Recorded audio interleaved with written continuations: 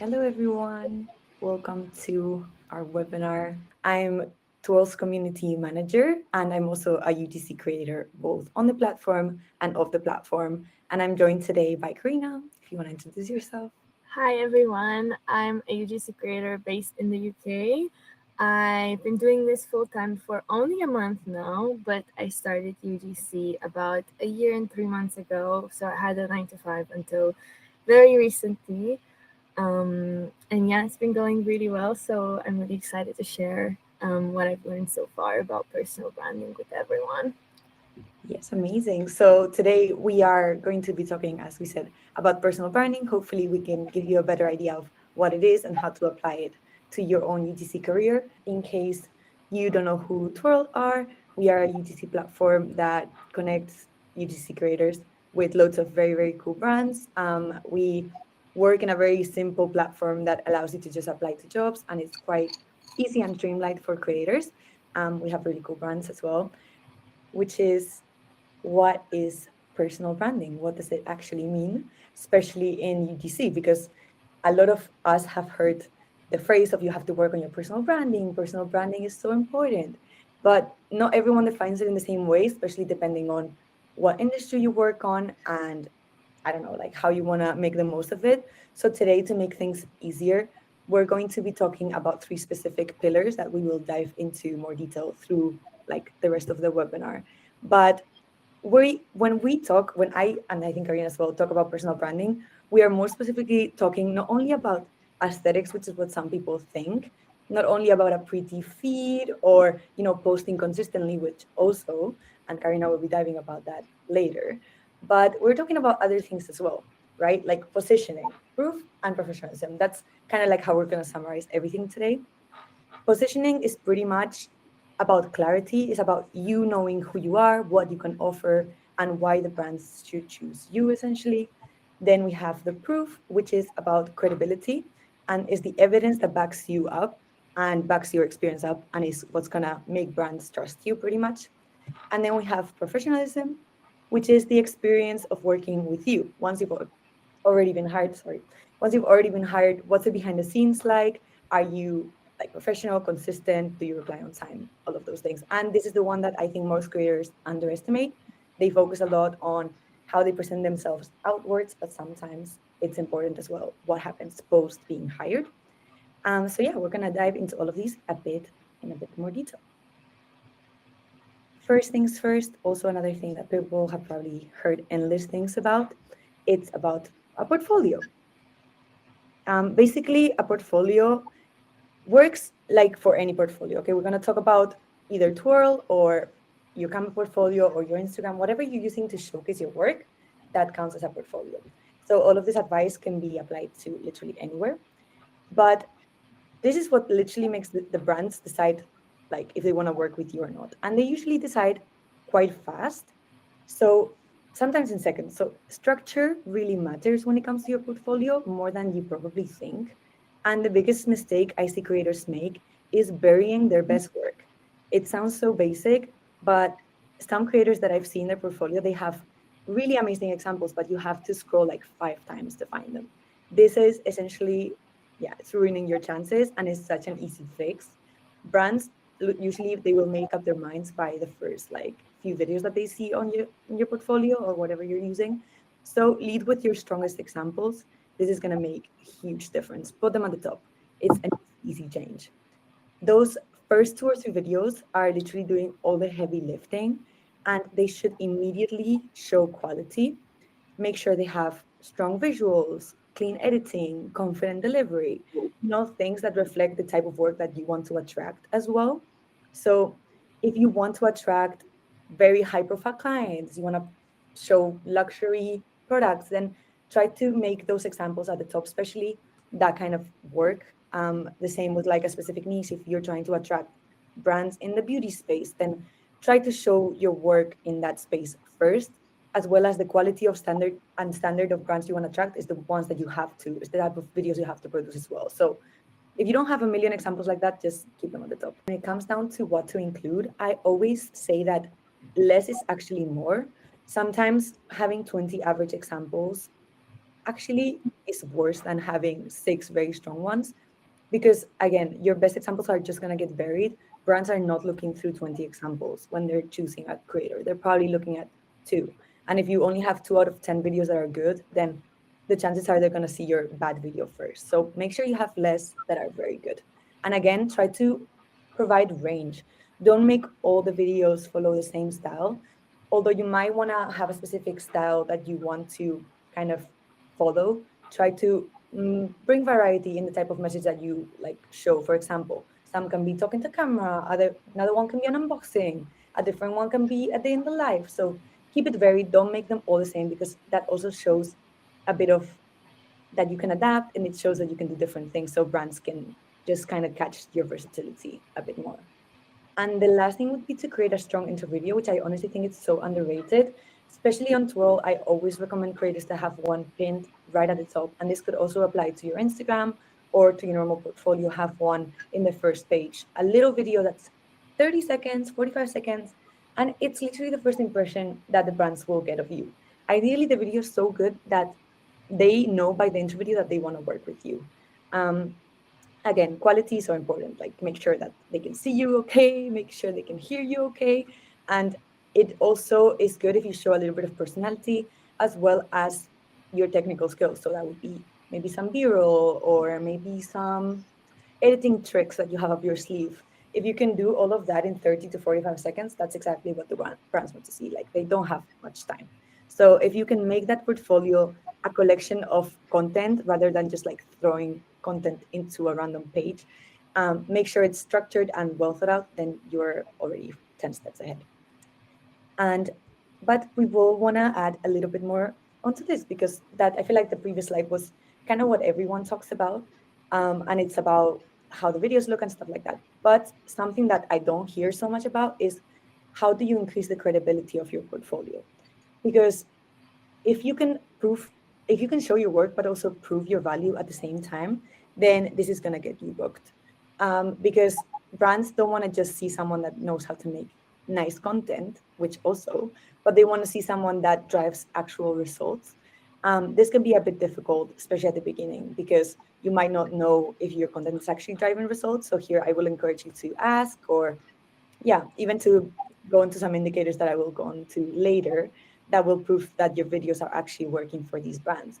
And the way you can do this is literally, there's different things. You can show past clients, you can also show results and metrics if you do have them. You can also maybe even add a case study. Say you've worked with a brand for a few months and you have different examples from them. You can always talk about how your like work is going and what you're doing for this brand and how it's helping them. If you can present the real evidence and value that you brought to this brand, then that's amazing. And then the other one that sometimes people don't think how good of an indicator this is repeat clients. So say you don't have metrics or results, but you have literally 5 clients every month that come back and back and back. That's literally the best indicator. So you could also mention it, how much percentage of clients come back, stuff like that. This is all value that you are providing. And then client testimonials, super easy, just screenshot of brand feedback, or you can even ask for specific reviews for brands. You can just literally tell them, can you give me a few lines of review, how it's been working with me? Yeah, add those in there. It's literally going to tell the brand that they're not taking a chance. They're actually like, there's proof behind what you do, and someone has already taken the risk before them, which is kind of nice for them. So yeah, that would be all for portfolio. Now we're going to talk about step two, which is figuring out who you are as a creator. And I feel like that was the point that I struggled with the most when I first started, because when I started, there was 1,000 other people that started at the same time with me, and we were all kind of doing the same thing. And I only started seeing results once I actually sat down and thought, who who am I as a creator? What do I want people to remember about me? So this is everything related to niche and positioning, and you actually have to sit down and really ask yourself these questions. Who, like, what do you actually want to be known for? Who are you creating for?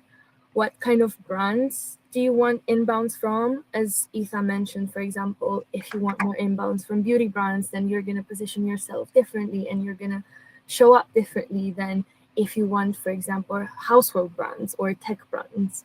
And what style of content do you want to be known for? Doesn't mean that you're not allowed to experiment with different styles of content, but I feel like even if you do a lot of different creative edits, there's always that line that kind of signals that this is your style. I can recognize that girl or boy, it doesn't matter. So even if you don't pick a niche, you can become the niche. And we always hear this controversial take that you should pick a niche and you should niche down because it's going to help you discover. Well, we are both here to tell you that you don't need to niche down because we are both multi-niche creators and we are our niche. Like the fact that we work with so many brands is what makes us special. But if you want to niche down, that's also totally fine. But just know that you can still work with a lot of brands and still have a strong personal brand that says that you're unique. And here, a pro tip is that your visual identity should also reinforce who you are. So, going back to that example about luxury brands, like if you want to attract them, for example, maybe your feed will be more clean and have more neutral tones and like minimal fonts. But if you want to attract more like Gen Z brands, like fun makeup brands, for example, then you'll have like high contrast, like dynamic edits, strong color, which is not something that, for example, luxury brands would search for, but that's what you want to attract. So that's fine in that scenario. So in terms of practical tips in this category, I would say just choose 1 to 2 consistent fonts. The classic font on TikTok and Instagram is absolutely fine, and then maybe you could choose another one that becomes kind of like your signature fun font, and then stick to 2, 3 main colors. It's quite difficult to have like a consistent color palette when, especially when your cover pictures are just things that you film, but maybe you can reinforce these colors with the fonts. So maybe like the fonts can be pink or green or whatever colors you choose. So that will also help kind of tie your visual identity and reinforce your positioning as a creator. Now, moving on to your profile. So, step 3 is assessing your profile and how this looks if someone were to stumble across your profile for the very first time, because this is essentially like a storefront. It's like the window to a shop. They pretty much know within seconds, the same as Isa said with the portfolio, if they like to explore your page more or just move on to the next creator. So you have to make it really easy for them. So your name field should be a searchable job title. So not just your name, not just Carina. It should be Carina, UGC creator, UK or Denmark or Italy, wherever you are. And then you can also go into more details like what sort of work do you do, brands, events, hotels, weddings, etc. So that helps you get discovered in the search engine. Also, your bio should be a short like value proposition. It could be what you do for brands, like what you help them achieve, or if you have any social proof, like for example you work with 100 brands, 200 brands. And also, please, in your bio, don't forget to include your email and your portfolio, because sometimes, on Instagram, you can post a lot of random stuff and maybe examples get lost in the feed. But if you have your portfolio there, if people are impressed or just want to learn more about you, then that will make it very easy for them to see, okay, yeah, this creator is actually good. I can actually see her examples or his examples very clearly. And the email is what gets you the inbounds, because I personally don't see a lot of traction in my DMs specifically, but the email is golden. So don't forget to include your email. And then last but not least, on this slide, you can use pin posts strategically. Especially if you're a beginner, I recommend pinning your intro post that Isa talked about. So having that front and center on your Instagram so brands can see exactly who you are and see like snippets of your work very quickly. It would also help here for the cover picture to say hi, my name is X, or intro about me, UGC creator, just for them to understand that that post is an intro and to click on it like as soon as they go on your Instagram. You can pin one best performing example and one credibility post. For example, I've pinned on my profile client feedback, and I just posted a bunch of screenshots with the brands that I worked with and what they told me after we worked together, and that seems to be working very well for me. So I highly recommend. If you don't have reviews, that's fine, just do the other two. If you do, then I highly recommend you include that, because as Etha said, it just shows them that someone else was willing to take the risk on you before they did, before they paid you that money. So it's just really helpful. We're going to talk about keywords, and I briefly touched upon this in the previous slide, and Etha did as well. But aesthetic, aesthetic is great. We all want aesthetic content and aesthetic feeds, but discoverability comes from keywords, because Instagram and TikTok are search engines, and you won't get discovered unless you use these keywords properly. So if you're not searchable, then you're invisible essentially. And that's quite sad and is the truth, but it's quite sad. So you can think about where you can optimize. So I've already mentioned your name field and your bio, but you can also optimize with on-screen text inside the app specifically. Because, for example, if you edit outside the app, for example, let's say in Premiere Pro, Instagram or TikTok might not recognize that specific text. But I've noticed that when I use text inside the TikTok app or edits because it's made by Instagram, then those keywords actually get indexed by the app, and the content gets pushed into that particular box, if that makes sense. Um, the captions also play a key role in being discovered, and even the words you're saying in the videos, because Instagram and TikTok, sorry, I'm getting a call. Because Instagram and TikTok, they can automatically caption your videos. So those words also get indexed somewhere in the back end. So it also helps to be very keyword specific in your videos as well. And here's the thing, like this is the trick that kind of changed everything for me. You need to think like a brand. So if you were a marketing manager and you were searching for UGC creators, and I was doing this before, I was a marketing manager in an influencer marketing agency, and I was searching for creators and influencers to join us. I was searching UGC Creator UK or Beauty UGC Creator. So you need to use those specific keywords that you think brands are going to use in their search to get discovered. The most underrated thing of personal brand, in my opinion, here is something that I think most people underestimate, and is that everyone focuses on content, on aesthetics. Again, we've mentioned this many times, and even on growing an audience. But most people actually underestimate how important it is how you operate behind the scenes. So, kind of touching back to what I said in the first slide, brands don't just experience your videos, right? They experience you as a business and as a service. So it really comes down to three main things, which is communication, reliability, and the standard of your deliveries. So starting with communication, very basic, but honestly, very people just don't seem to like realize how important it is. And it's as simple as, are you replying on time? Are you replying fast enough? Doesn't mean you have to be glued to your laptop and reply in the first 2 seconds, but are you replying consistently and professionally? Are you reachable?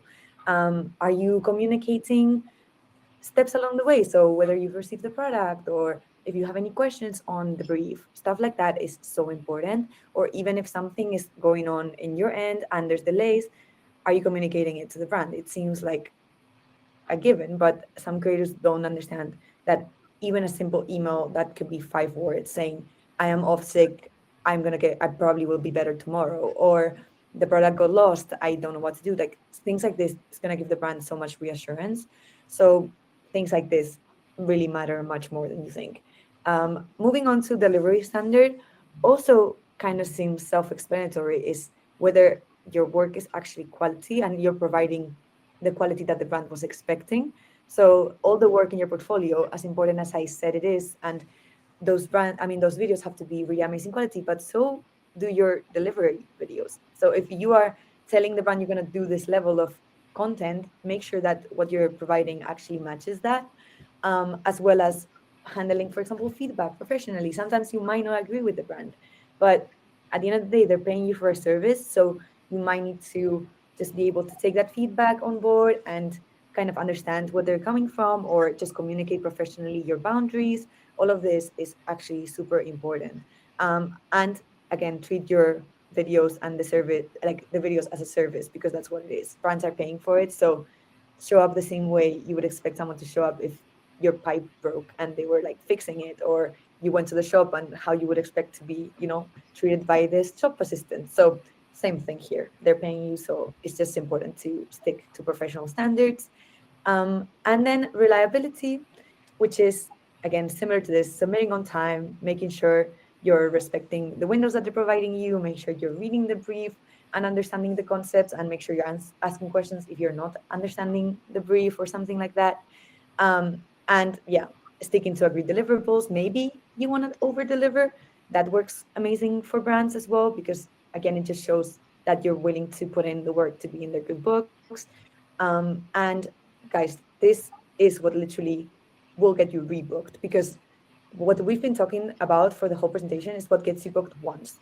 But the key for consistent income as a UGC creator is to be able to have repeat clients. This is how you can reach a stability to make this your full-time job. And if you can't keep your clients, you can't get them to come back to you, then it's going to be really hard to make this sustainable, because getting new clients every single week, every single month is exhausting. And it can be, harder. So if you just make sure you really treat well the clients that you already have and that already trusted you once, you're already miles ahead.